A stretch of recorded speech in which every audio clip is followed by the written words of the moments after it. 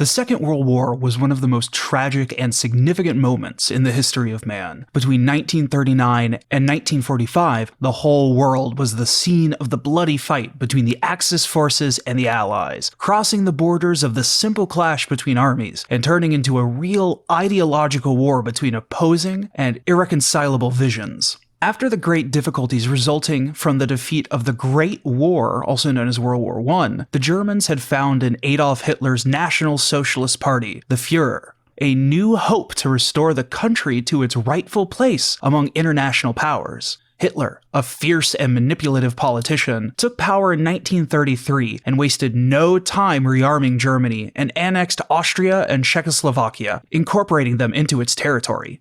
This aggressive policy aroused the concern of two of the most powerful European powers, France and England. However, out of inability and the desire not to drag the countries back into war, no action was taken against the insatiable Hitler, who made alliances with Japan and Italy via the Tripartite Pact, also known as the Rome-Berlin-Tokyo Axis.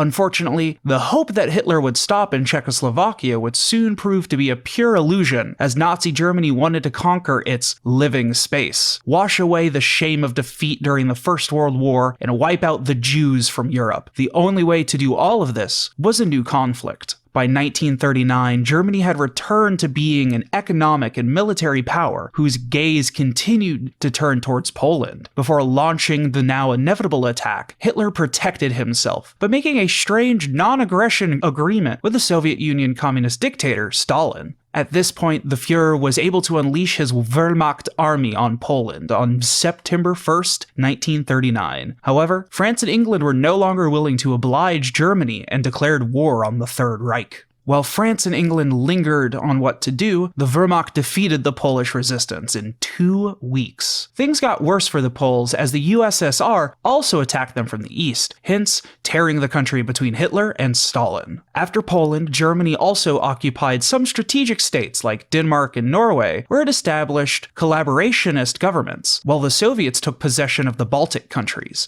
Having settled the East, Hitler returned to take care of the West, where France and England had begun to move, but without great success. The first designated victim of the Third Reich was France, the great historical rival. On May 10, 1940, Germany unleashed BLITZKRIEG, also called the Lightning War, which overwhelmed the Anglo-French armies on the continent. At this point, Mussolini decided to break his non-belligerence and go to war against the already defeated France. Hitler's victory was total, even if the British troops on the continents managed to escape in the daring evacuation of Dunkirk, where hundreds of British ships managed to bring their troops home before the arrival of the Germans. On the other side of the Atlantic, the US looked with some concern at the evolution of the conflict, and despite not yet convinced by the idea of direct involvement, they continued to support Great Britain and made the first preparations for a possible attack. Hitler tried several times to negotiate peace with fake promises, but the British Parliament, chased by the new and fierce Prime Minister Winston Churchill, never gave up, even though the defeat seemed one step away. In fact, in the summer of 1940, Germany appeared to be about to implement Operation Leon Marino, namely the crossing of the English Channel and the land invasion of the British Isles. To do this, however, Hitler needed his Air Force, the Luftwaffe, to clear the skies of British Royal Air Force aircraft. After weeks of shelling the coasts and cities of England, Luftwaffe tried to weaken the British defense, but the British RAF managed to maintain air supremacy with the Germans, losing nearly 2 fighters for every 1 British fighter, allowing the British war industry to recover. Lacking adequate cover, Hitler therefore had to give up invading England.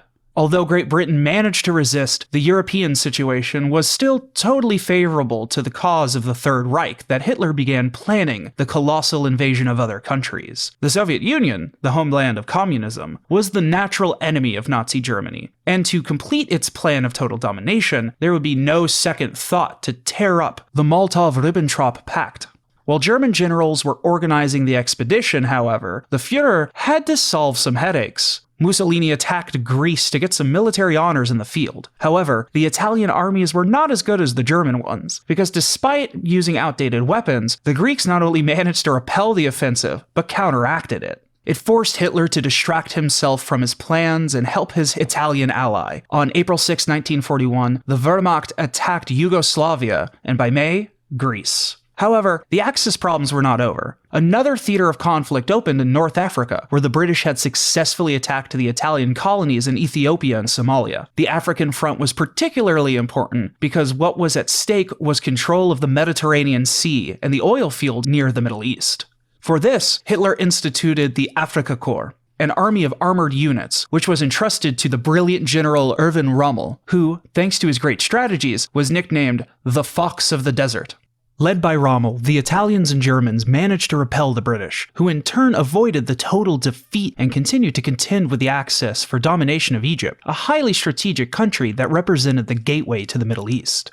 With Operation Barbarossa, the invasion of Russia, Hitler aimed to subdue the Soviet Union and all its inhabitants, considered by the insane Nazi ideology to be subhuman. In fact, in the Nazi projects, Russia, with its infinite fields, would become the granary of the Third Reich, with the population practically reduced to slavery and forced to die of fatigue for the German masters.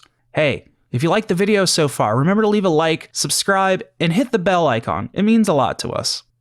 With these objectives, the invasion of the USSR began on June 22, 1941, and in the first months, despite a strenuous resistance, the Wehrmacht made an unstoppable advance, so much that in November the German panzers could see, in the distance, the buildings of Moscow. The Russian soldiers, however, did not give up, and the battles continued until the autumn rains began to make the muddy Russian ground impassable, which hardened in the first frosts of the impending winter, forcing the German army to stop. Meanwhile, on the other side of the world, another event was about to turn the tide of the war.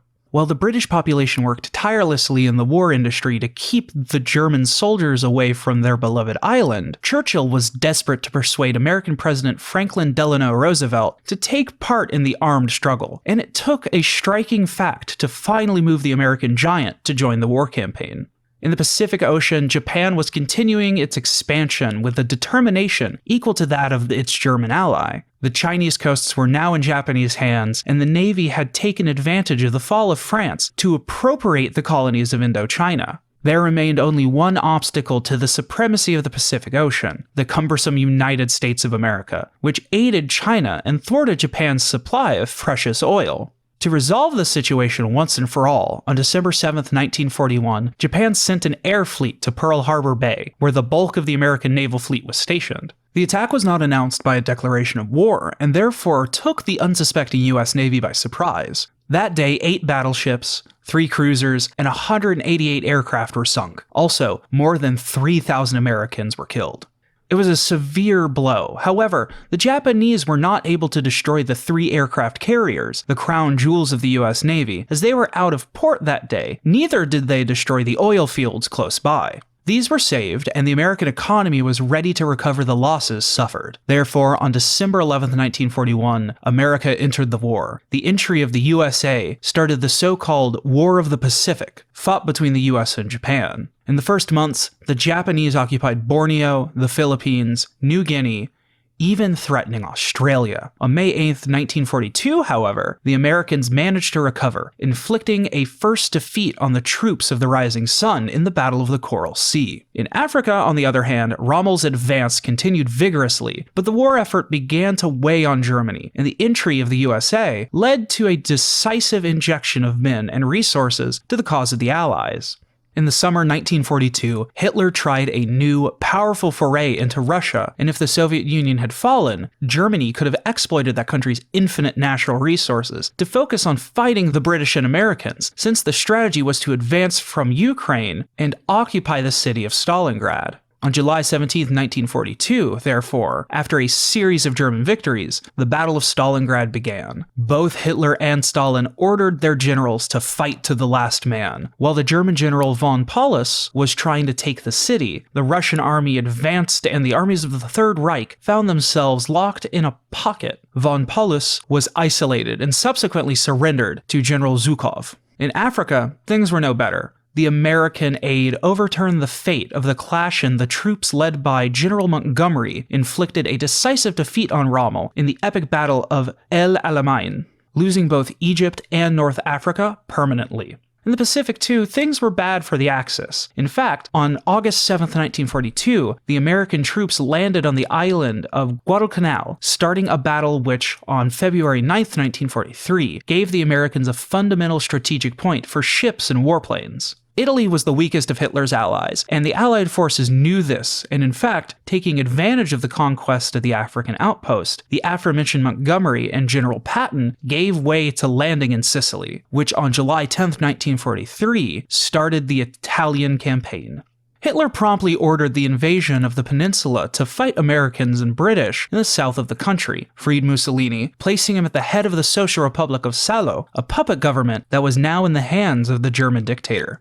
Italy was therefore divided into the Nazi fascists and the partisans, or civilians, who took up arms to carry out guerrilla and sabotage actions to hunt their German oppressors. By the end of 1943, Hitler's dream of conquest was definitely over. The Wehrmacht was retreating to the east among the freezing snows of Russia, with the tired and hungry soldiers dying like flies. The Americans advancing from the south into Italy and Japan was suffering the unstoppable US offensive. To exacerbate the problems of the Führer, on the 20th of July 1944, there was a failed attempt on his life, which involved numerous senior officers of the Wehrmacht. This event led to a further tightening of security measures, and the SS, the deadly armed squads of the Nazi Party, imposed on Germany and its possessions a real regime of terror, where roundups and mass murders became the order of the day. But the end of Nazism was getting closer and closer.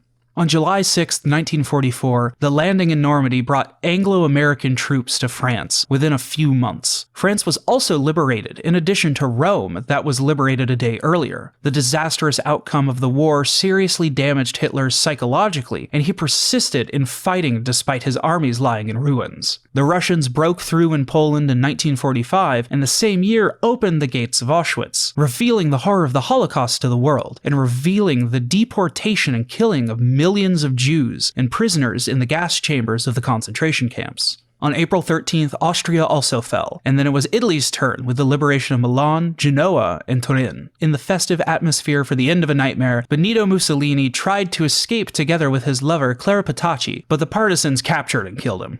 Hidden in a bunker under the Chancellery, the Führer gave orders to destroy all infrastructures not devastated by the bombings. After this, he killed himself together with his wife, Eva Braun, on April 30th, 1945. And by the following month, Germany surrendered unconditionally. The American landings in Iwo Jima and Okinawa had heralded the American victory, but the Japanese soldiers intended to fight to the end. But to close the game once and for all, the US President Harry Truman used a new weapon developed by the US military scientists on Japan. On April 6th and 9th, 1945, the atomic bomb fell on the cities of Hiroshima and Nagasaki. Faced with so much devastation, Emperor Hirohito announced the surrender of his country. World War II came to an end on September 2nd, after claiming about 75 to 80 million military and civilian casualties.